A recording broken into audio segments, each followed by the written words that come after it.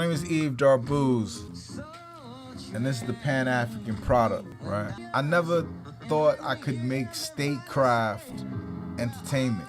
And I know that I'm pretty much talking to an audience of 10, 20, but I want to plant a seed in your mind that when you do all the research, when you lay everything bare, there is a process, there is a product that we can build together that will save not just African people everywhere, but that will save the world. The Pan-African state would do exactly that. It would save the world, and you could be a part of it.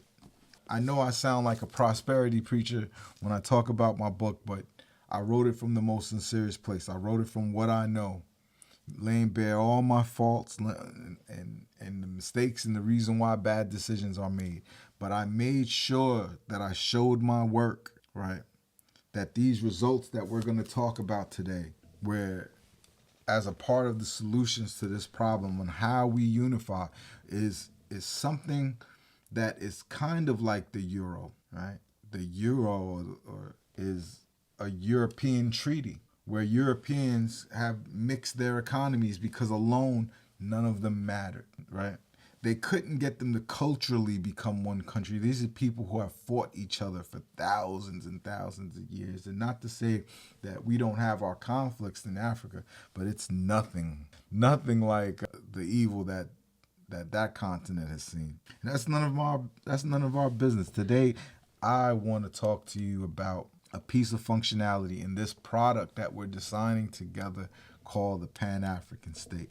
This is the Aero, the African Economic Resource Opportunity. The Aero, it is the beginning of the Treaty of 55 plus nations. The beginning of that treaty is what we call the Aero. The Aero is a currency, but it is not fiat currency. Fiat currency just basically, and this is a very just basic explanation, but all currency tells a story. But fiat currency says, trust us. It's us, right? We're the United States. You know, if you don't take that dollar, we'll kill all of you. There's some story that the currency tells that determines its value. The United States story is you don't fuck with us. We will kill you. The Aero, it's the confidence the people and the investors in this currency have is based off of two things, right? And those two things, its status as a utility token and a commodity. That's important because those are the two foolproof ways of showing value. Let's talk about it as a utility token. A utility token is typically a cryptocurrency that has a functionality that you need it to accomplish things within that virtual space, right? It grants access, powers, functionality, right? People who are making Web3 projects, there's utility in the tokens. If you need the tokens to bet, if you need the tokens to level up, you need the collectives tokens to be granted access to a property, digital property. All of these give a currency a functionality, gives it a functionality, gives it value. The utility makes the value of that token intrinsic, depending on what it grants access to. And for the Aero grants you access to African agro, African precious metals, African energy, right? Anything that comes from the soil of the land is accessed by our utility token, right? So the utility, right? The utility indemnifies the value. It makes the value almost undeniable, right? And what are you accessing, right? What are you gaining access to. This is not clear enough. The commoditization of the Aero, the commoditization of the Aero is the second part of its value. A commodity is finite. I believe you can dig for gold in Africa for 500 years and you'll never stop You'll never stop finding gold and diamonds. That's how immersed into the continent those precious stones and metals are, right? But there is an end to it. You do have to kind of understand that even if you mined forever, it doesn't mean that that you find 100 years from now should be based into the value of your currency. It is finite, but the number could be trillions to the gazillions to define the value, right? The Aero is the avatar of African wealth. It basically is talking about giving you access to coltan, right? To lithium, to bauxite, copper, cotton. I mean, if it's produced from the ground, it belongs to all Africans. That doesn't mean we're going to nationalize every coltan factory or every coltan mine and every lithium mine and every bauxite mine, et cetera, et cetera, et cetera, et cetera. That's not what we mean. We mean that the commodity that is the Aero is represented by these things: lumber, gold, silver, diamonds, oil, right? The commodity represents access to all of these things. What are we saying this is valued at, right? In the formula for the Aero, we said 10 trillion per year over 50 years equaling 500 trillion in value, right? That's what the Aero expresses. The Aero being a commodity, it has to be finite. It has to be tied to something tangible. But we don't want to just try to own all of these things. We don't want ownership. We don't want to nationalize. Why?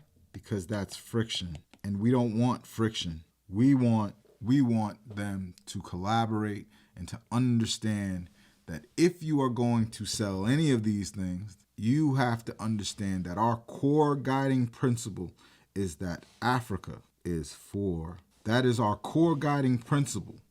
But what are we going to do? We're going to take this away? That's how all kinds of revolution fails, because there's too much friction. Some people believe in some of these capitalist ideas, right? So we give them a hybridized. We do what China did. It's a mixed economy. It's socialist within. It's socialist within. But without externally in the world where you have to prove the value of your commodities. You have to prove the value of your economy, right? You have to be able to express that why you are where you are on the measuring stick. So how you build this currency can't be on fanciful ideas. We just came together, we built it, let's keep rocking, right? We don't want to make the mistakes the great Muammar Gaddafi made. Once you make it about the gold and your storage of the gold somewhere, that makes it easy to bomb. That's what they did. They found out where you were keeping the gold and they bombed it and took it. Technology allows us to have better ideas than the ones that we had previously. The way we do this is by access, and it's a simple formula, right? The purchaser or acquirer presents dollars, let's do that better, presents dollars, euros, yuan, rubles, whatever. The receiver receives euros. The foreign currency,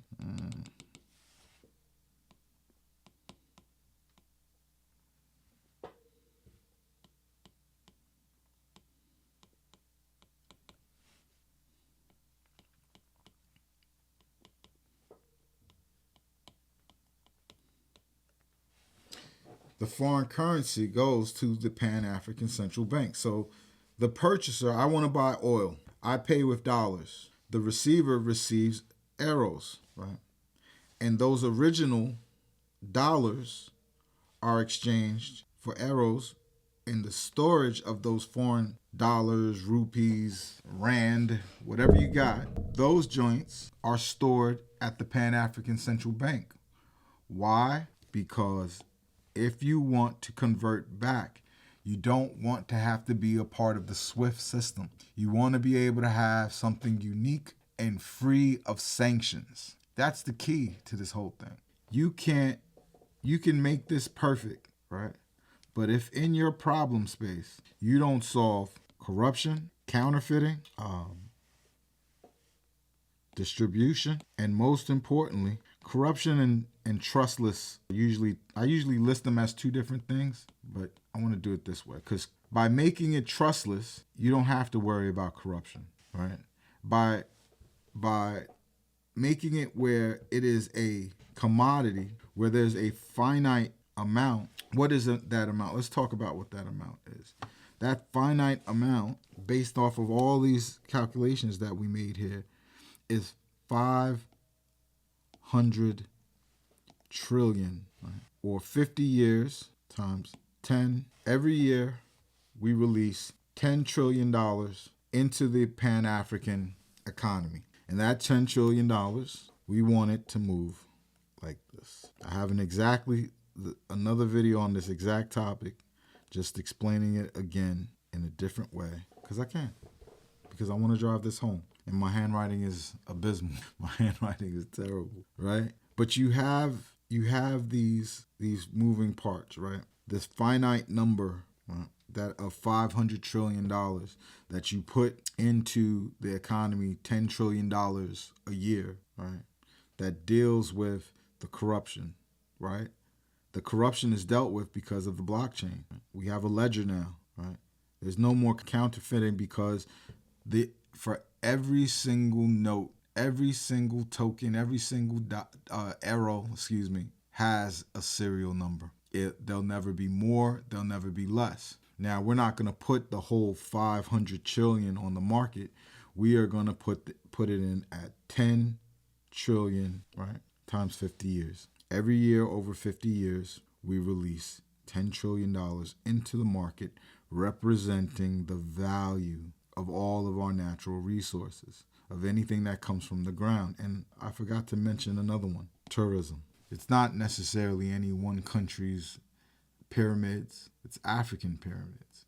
It belongs to all Africans. Every single kind, every single shape, every single color. Africa is for the Africans in this system. And that being said, right, we value the minerals in the ground an undeniable $500 trillion in value over the next 50 years. Problem space here, we want to deal with corruption, making it trustless, where we don't have to worry about being trusted. The system does that on its own, right? We don't have to put, armored trucks filling them with dollars and delivering them in every country in Africa. We want to decentralize printing, right? But every dollar is spoken for. I gotta stop saying dollar. But every Aero is spoken for. There will never be more. There will never be less. It's like Bitcoin. You start trading on fractions of it after a while as it gains value. And you decentralize the printing to make it where you go to a Pan-African Central Bank, you put in your phone, it connects, and it basically allows you to say, just like you're doing an ATM withdrawal, give me cash, which will remove from your digital balance and print those serial numbers on those dollars. So the only way to deposit them is at a Pan-African Central Bank. So as long as you have them, they're cash. If you lose it, or if it burns, or if something happens, you can report that to the PACB. We may give you some more. We may give you some that's details that we'll do. You see how much I imagine this thing? But yeah, distribution. It's digital. 83% of Africa has a mobile phone. We've got to get that higher. But if you have a mobile phone and you want to start getting UBI money, you got to download your Aero wallet. And the Aero wallet allows you to convert money and make transactions. So the distribution is digital. Sanctions, right? This system doesn't work with Swift, right? Swift, right? So like we pay in China, it's on a completely separate system. It has value just from the fact that 1.4 billion Chinese are using it on a day-to-day basis to trade and buy goods. We earn money whenever a transaction happens for our resources. Our money, our currency is designed to be integrated with that. And we don't do necessarily taxes, but it's fees on transactions. You want dollars, you pay for the fees. Very, very simple. Very, very, very, very simple. Right? We don't we don't have the money in places that are controlled by outside or foreign nations. We're independent because we have our own currency. Now we can fund our military. Once we've solved these things, you can now fund military and start to build that. You can start to create infrastructure, right? And then start to do the work to remove people from poverty. This is what you can do when you have your own currency. I don't want to be that guy that's just screaming Pan-Africanism. I want to be the guy that when someone screams Pan-Africanism, they go, well, how do we do it? Well, this is what we're going to do. This is a way to get to a currency fast. This is a game plan that would work for something that was a scam. And this is completely legit. And of course, a fiat currency for a state that will have 1.4 billion people. It's a lot of processing power. That's a lot of gas, as it's called in the crypto space. However, it can be done. It can be done. It just takes the will. This is a willpower experiment. I wanted to do this again, this particular exercise again. There's 2 videos of the same thing. And I'm going to do that just so that I can have the same conversation with you over and over again and give slightly nuanced explanations. Not that the explanations or the features have changed. I just say it a little different. And wherever you pick up on it, wherever the people watching this content picks up on it, that's fine. I want to meet you where you are. Because once people understand this method, right? Once people start to really understand what we're trying to do with the Aero, that's when we win. That's when we can actually start to mobilize and say we're an agreement away. We don't need funding from outside nations. We don't need funding from people who don't have our best interest. We are an agreement away. So let's keep building. Let's keep talking. Like the joint, subscribe to the joint, share it with someone that is from a smaller African state. Make sure that all 54 nations are seeing this to understand how close we are now. Technology levels the playing field. We just need audacity now. We just need to dare to dream that it's possible, right? You could start with the Sahel brothers. That's what I like to call them, the Sahel brothers. Our family in Niger and Burkina Faso and Mali. How do we get Chad involved? How do we get Libya involved? How do we build something together that we see it like, this could fund hotels, casinos, factories. It's all at our fingertips. There's nothing but green field. We only need the will. Somewhere we find the will to do this, we could build something that saves the world. Literally saves the world. Again, my name is Yves Darbouze, and this has been the Pan-African Product.